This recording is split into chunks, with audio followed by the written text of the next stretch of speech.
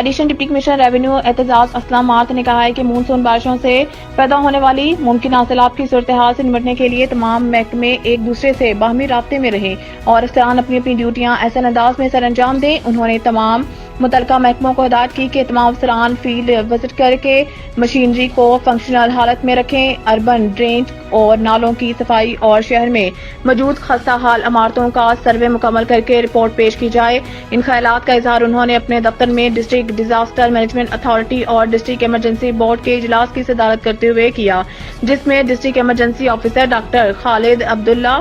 سمیت تمام متعلقہ محکموں کے افسران نے شرکت کی۔ مونسون سیزن میں ممکنہ سیلاب کے پیش نظر حفاظتی اقدامات اور تیاریوں کے حوالے سے تفصیلی بریفنگ دیتے ہوئے ڈاکٹر خالد عبداللہ نے بتایا کہ سیلاب کے حوالے سے ہنگامی پلان کے مطابق تمام انتظامات مکمل کر لیے گئے ہیں۔ Additional deputy commissioner revenue Aitzaz Aslam Marath نے کہا ہے کہ متوقع سیلابی صورتحال کے پیش نظر تمام تر حفاظتی اقدامات،